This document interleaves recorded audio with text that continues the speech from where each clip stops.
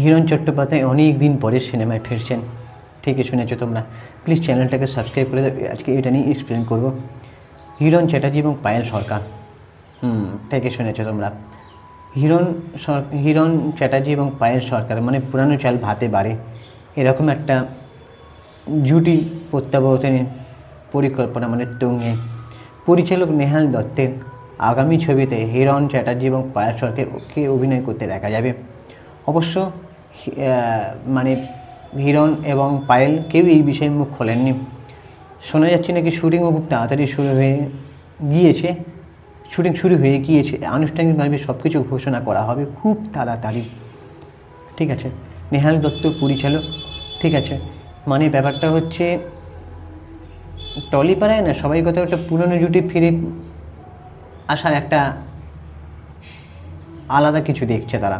যেরকম দেব শুভশ্রী 15 বছর পরে যেরকম পশ্চিম ঋতুপর্ণা একসাথে ফিরেছিল তাদের প্রাক্তন ছবিটা দিয়ে, দেব শুভশ্রী যেরকম এখন ব্লকবাস্টার দিল ধূমকেতু দিয়ে, সেরকম কিছু পরিচালক ভাবছে হয়তো হিরণ চ্যাটার্জি এবং পায়েল সরকারকে দিয়ে যদি অভিনয় করানো হয় তাহলে হয়তো ভালো হবে।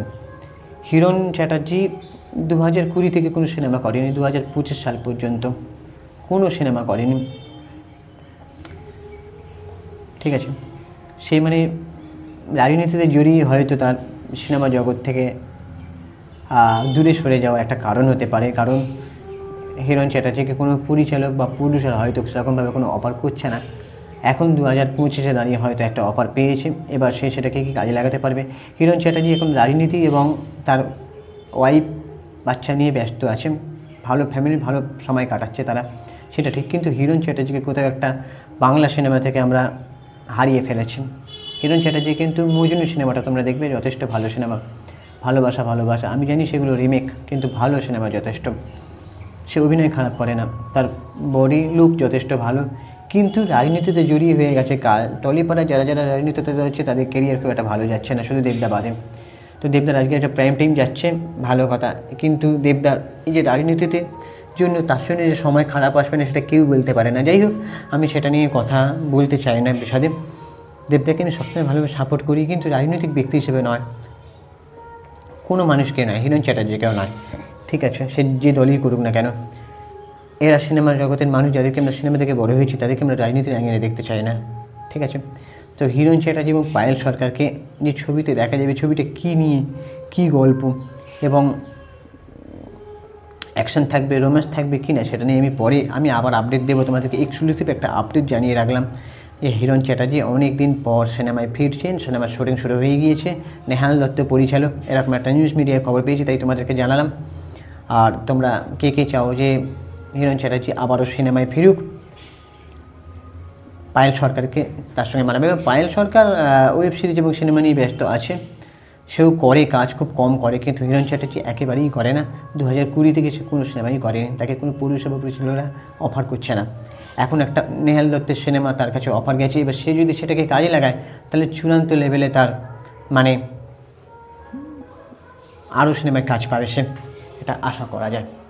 এবারে হিরণ কিন্তু আমাদের কাছে অনেকেরই মানে পছন্দের বলতে গেলে, কারণ সবাই জানে যে হিরণ খুব একটা খারাপ অভিনয় করে না। তারও অনেক ফ্যান্স রয়েছে যারা তার কিছু রোম্যান্টিক সিনেমাগুলো দেখেছে, ভালোবাসা, মজনু, তারপরে সে একটা নিজের প্রযোজনা সংস্থা দিয়ে একটা সিনেমা করেছিল কি মাচো মস্তানা। ঠিক আছে, সেটাও খারাপ হয়নি। কি হিরণ চ্যাটার্জিকে তাকেও কোনো প্রডিউসার বা পরিচালকরা তাকেও যদি ভালোভাবে কাজে লাগায় না, সে হয়তো সে জায়গাটাকে কাজে লাগাবে। হিরণ চ্যাটার্জি যে রাজনীতি না করে, দেবদার পেছনে না লেগে, সে যদি এইসব নিয়ে পড়ে থাকে তাহলে হয়তো বেশি ভালো হবে। সে কাজটায় যদি মন দেয়, এমন কিছু করুক যাতে ডিরেক্টর প্রডিউসাররা তাকে ডাকুক, এটা আমরা চাই। ঠিক আছে, তো আগামী ছবি হিরণ চ্যাটার্জি এবং পায়েল সরকার অভিনীত, নেহাল দত্ত পরিচালনার নাম জানি না। বেস্ট অফ লাক, শুভেচ্ছা রইল। এবার বাকি তোমাদের কী ওপিনিয়ন তোমরা জানাও, এবং চ্যানেলটাকে সাবস্ক্রাইব করে দাও, বেল আইকনটা প্রেস করে দাও। আমি ইনস্টাগ্রামে আছি চিঙ্কি বাবু 2531, তোমরা গিয়ে ফলো করে দাও ওখানে। টাটা, দেখা হচ্ছে পরের ভিডিওতে। আর হ্যাঁ, পুজোর ছবিগুলোও তোমরা দেখো কিন্তু, দেবী চৌধুরানী, রঘু ডাকাত, রক্তবৃষ্টি, যত কাণ্ড কলকাতাতে, জানিও কার কোনটা ভালো লেগেছে। টাটা।